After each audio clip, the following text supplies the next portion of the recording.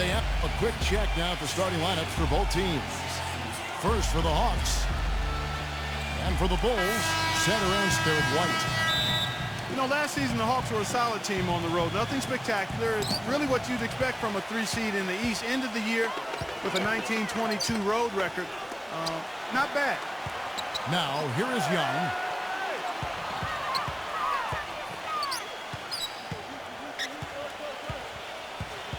Bembry, White covering, 6 to shoot. Takes it from 10. Carter pulls it in. Well, Clark, you said it about the Hawks last year, 19 and 22 on the road.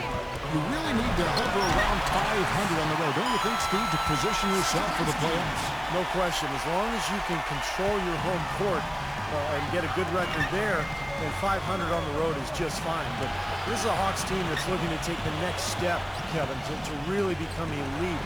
They've been kind of stuck in the middle for a while now. Well, something special about him, guys, is just how good he is at winning the so-called second shot game, going hard to the offensive glass, salvaging points with his putbacks. And, guys, he plays a tough brand of basketball. His biggest tool and asset is his strength, and he uses it every time down the court. Here's Satoransky. Leads him in there. Lavine lays it up and banks it in.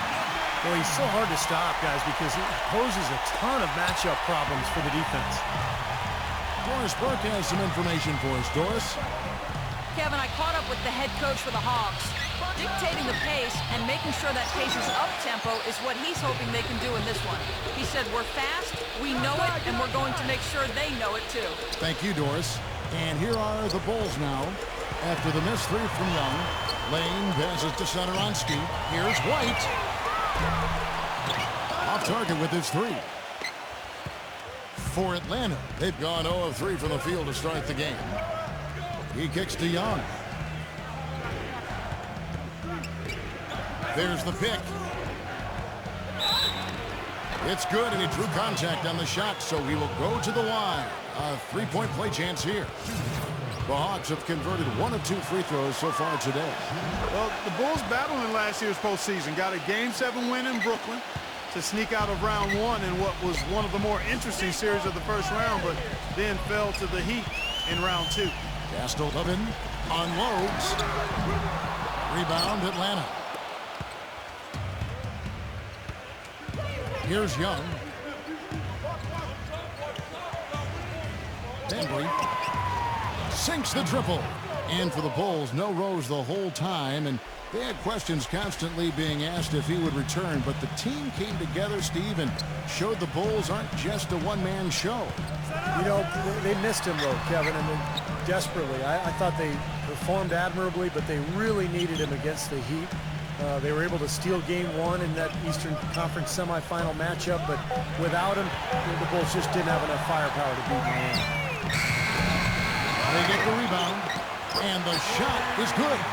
You know, they've scored several times already here in the first quarter down low. I like that. Yeah, me too, Clark. I think anytime you have success pounding the ball inside, you got to continue to go to the well. And Atlanta has possession. And the shot is good. He's got 5. Took advantage of some shoddy defense there. They've got to at least get a finger on him. Clark, some tough offensive sets. They want to turn it around. Yeah, they need a basket just to regain some momentum here, Kevin. Here's Satoransky.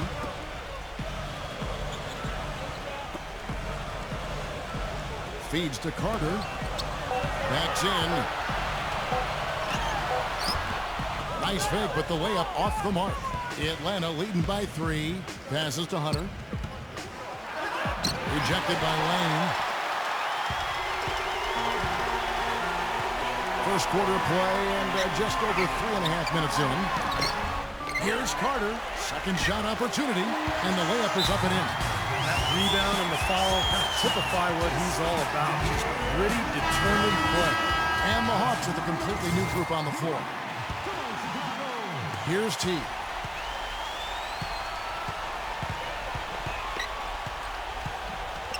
Back to Parker. Parker left side. Drills the baseline jumper. Bulls trail by 3. There's 53 seconds left in the first quarter. And Parker comes with the help.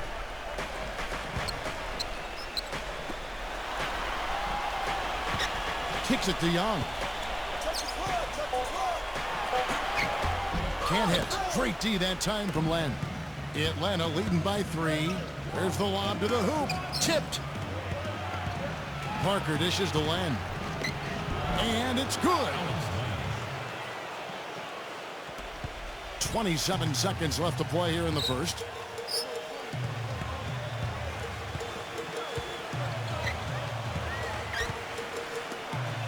$16 seconds left to play in the first quarter. The pass to Dunn. To the middle.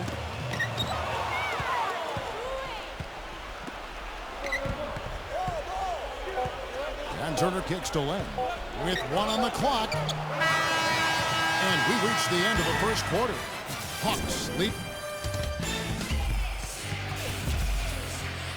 And now the second quarter just getting set to start. The Hawks last season weren't really a bad offensive team, but they did have one of the more memorable offensive nights, and not for anything positive. In a January game against a tough Bulls team, the Hawks only scored 58 points over the course of the entire game.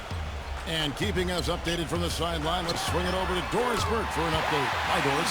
Gentlemen, this summer, the Bulls broke ground on a new 60,000 square foot practice facility situated just east of the United Center. Starting next season, it will replace the 12-year-old Berto Center, a half-hour away in Deerfield, Illinois. The Bulls coming back downtown and doing it in style, in a state-of-the-art building with all the amenities, including a rooftop green terrace. Kevin? Pretty impressive, Doris. Thanks. Atlanta making a switch here. Jones is checked in. As you said, the Hawks had one of the worst offensive nights, Clark, in the NBA, but overall, we're a solid offensive team, right around the middle of the league. Steve just goes to show what can happen when a team goes cold. Yeah, when you don't have that one guy who you can always lean on to score, and there are going to be some nights where everything just misses, and I think that was the case that game against Chicago. It was kind of bizarre, but hey, over the course of 82 games, it's going to happen. Atlanta with the ball. After the missed 3 from Dunn. Oh, trying for it. And it's blocked. Second quarter, and we're just over a minute in. And there's the basket. Whistle blows and a chance for a three-point play. Going to the line for 1. Tough play. He had to fight his way all the way to the rim.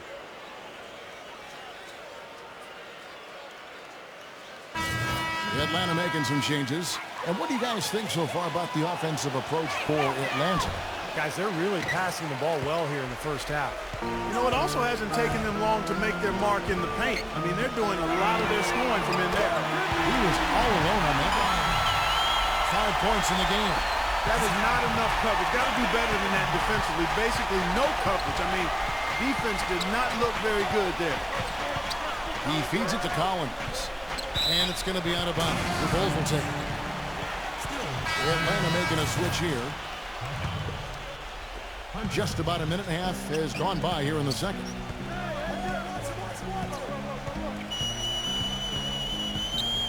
Outside, White. Pass to Satoransky. Young's there. Tries from 10. Kept alive.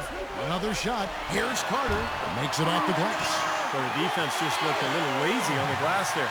Yeah, nobody boxing out. That's inexcusable. The Hawks leading. And Young kicks to Collins. Pass to Hunter.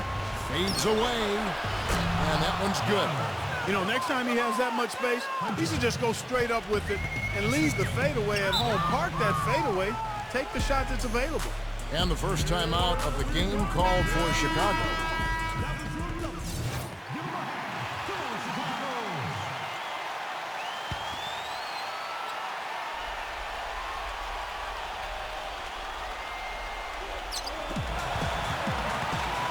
Marketing.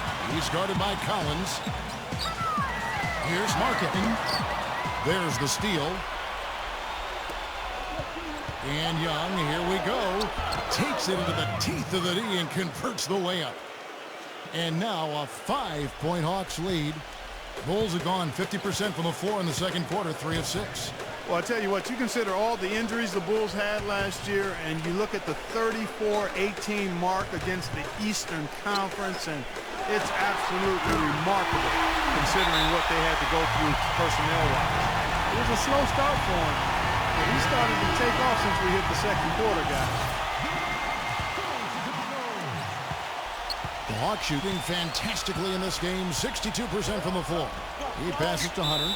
Out of bounds, Hawks ball as Atlanta keeps possession. And back to the Bulls in the East. It wasn't just one guy who stepped in the shoes of Rose or the departed Ashik. It was a group effort. You know, you looked at the roster last year, you kind of scratch your head and you go, how is this team going to get to the second round without Derrick Rose? But they did it with a group of role players, with a front line that was tough.